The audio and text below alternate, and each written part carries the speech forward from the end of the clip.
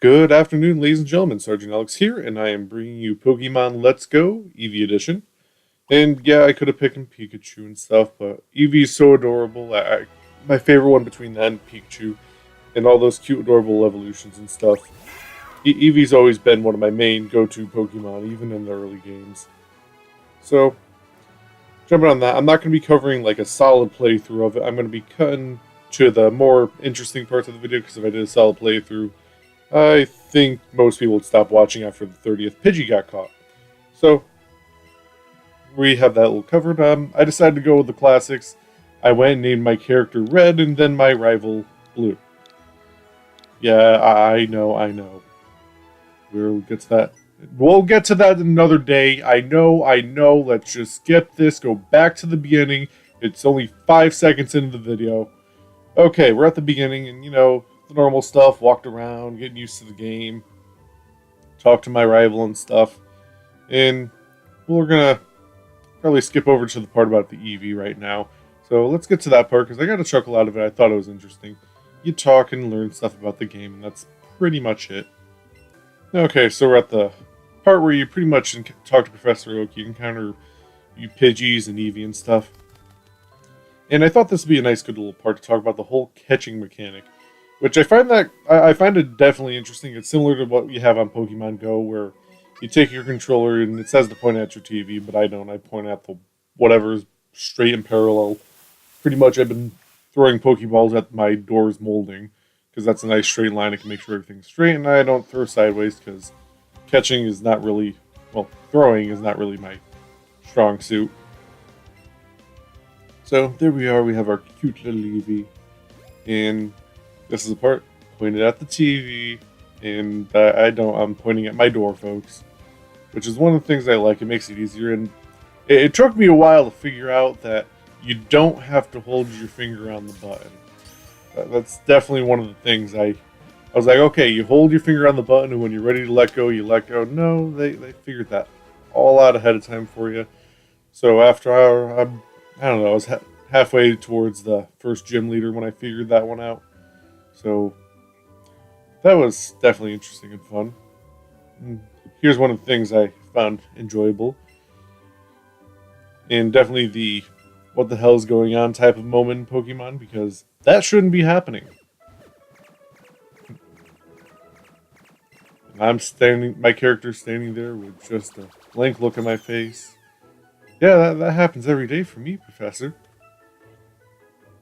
But overall, the catching mechanics is nice and enjoyable. You need a little bit of luck with it, but overall, it's pretty nice.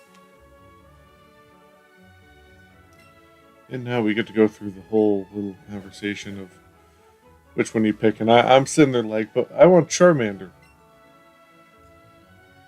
And I did try and go to another Pokeball and be like, well, I don't want to get the Eevee Pokeball in the center that's jumping. What happens if I go for another one?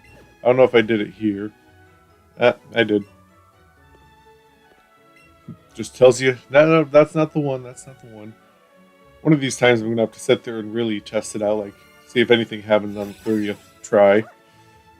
But I just want to get through the game. I'm super excited about this. It's definitely interesting. It's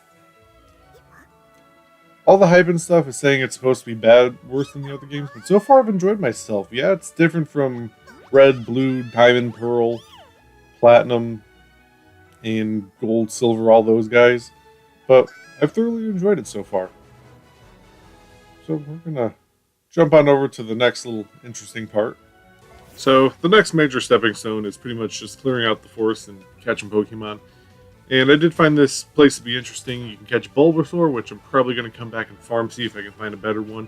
And also Pikachu pops up, so if you wanted Eevee and Pikachu for the start of the game, you can definitely find those guys there.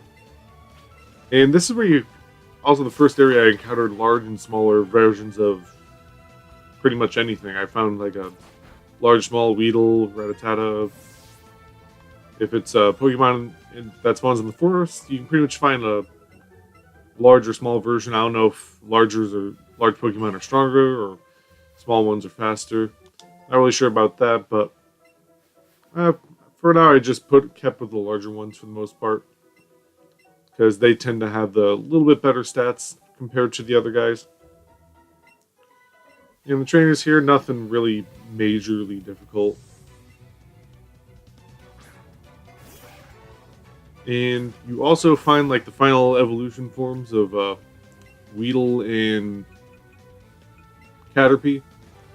I think I ran into Butterfree like once or twice, and Beedrill a couple more times than that.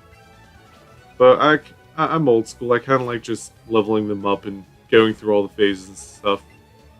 I'm not sure if you catch one in the wild if it's stronger or weaker than normal. If you get through normal means of leveling up, but I just didn't feel like catching one. And this is also the area where you gotta start actually thinking, because I ran into a few Pokemon, mainly the two Bulbasaurs that I caught through the whole experience, where I needed the berries and stuff to kind of make them happier and trusting.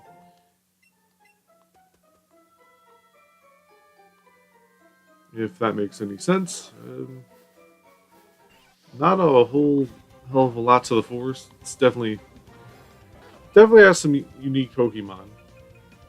But I'm excited to see what comes down the road more, because this is still the beginning area.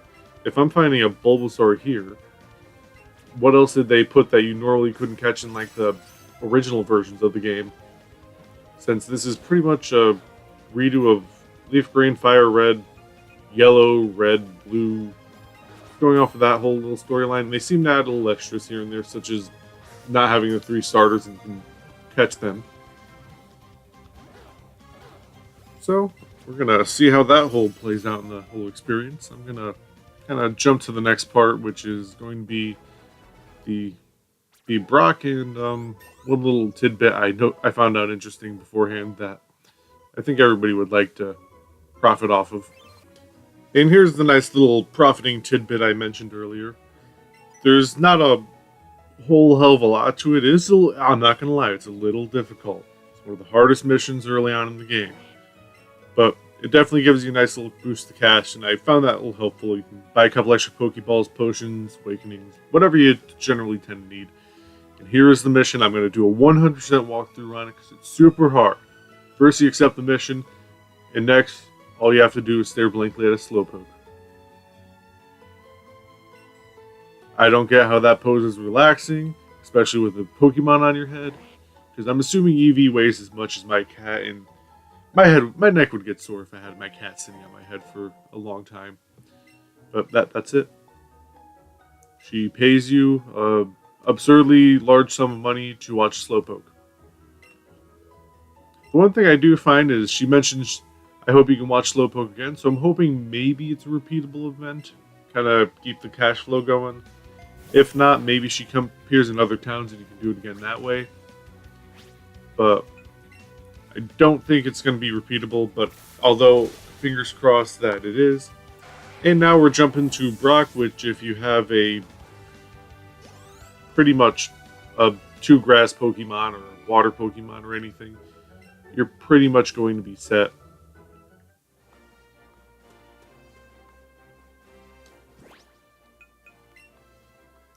Which it pretty much was an easy walkthrough on that one.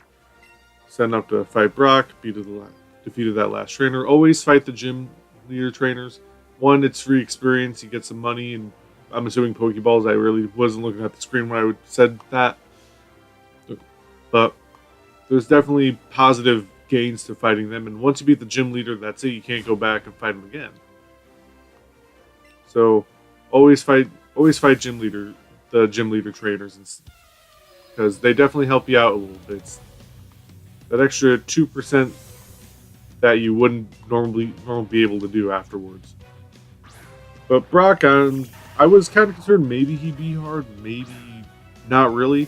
His Pokemon are high up. I do end up using 2, but overall I had an easy time, especially since my Bulbasaur fainted due to him using Leech Seed instead of an actual move that would do damage. But that was me planning for the long haul, thinking this was going to be a hard battle. So Geodude goes down relatively quick and easy. Bulbasaur is there with pretty much full health. He's missing 5 or 6 points maybe. And then Onix, Brock's signature Pokemon, the one we all know and love for love him for. And I do have to say, it does look rather large, and I'm throwing a walking cabbage at it. And there I use Leech Seed, just preparing myself for the long haul. I mean, if it doesn't do anything for Bulbasaur, it's going to do more for the next guy I throw in a battle, considering he's almost at half health. But pretty much, Leech Seed took a little bit out, and you just keep hitting him with the grass moves. And that's why I set Leech Seed up. Was afraid that was going to happen. So Bellsprout comes out because that's my next grass Pokemon. And grass and water are pretty much super effective against rock.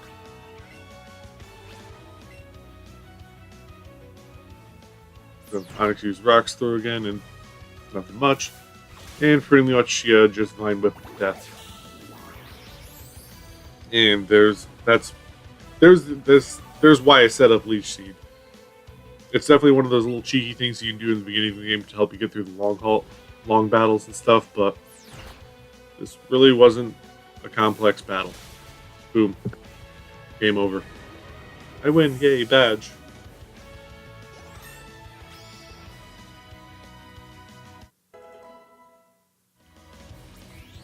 But up until this point, it's been super fun, and there's a little bit left of before I cut off. I'm hoping in the next video it's gonna be the defeating the second gym leader, but I don't know. It might be long, might be short, depends on time and stuff. And my Weedle has evolved. One of the things that I have thought about doing is just setting myself up for a bunch of Pokemon, level them up, get them really good, and then trade them to kind of like a little giveaway in each video. I can do a Pokemon giveaway. Someone will win like a Butterfree or something that I've trained up, leveled up a little bit. I'm not sure if I want to do that early in the game or later on when I can get into higher levels. You can comment that down below what you think about that. And if there's any particular Pokemon. So, Brock has been defeated. Yay. And that is pretty much the major beans and potato of the video. There's just one more tidbit that if you've already played the game, you already know what's happening. This is back to the little cutscene that the editor meanly, terribly put in there and made me cry. And that is the random stranger you meet when you walk out of the gym.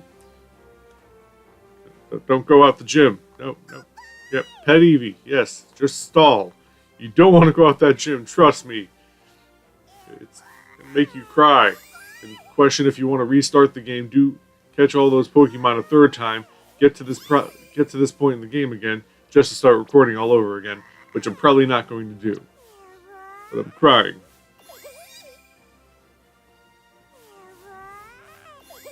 That's one of the little things I like. I want to find out if you can do it to other Pokemon, because it'd be cool to like pet Bulbasaur and stuff.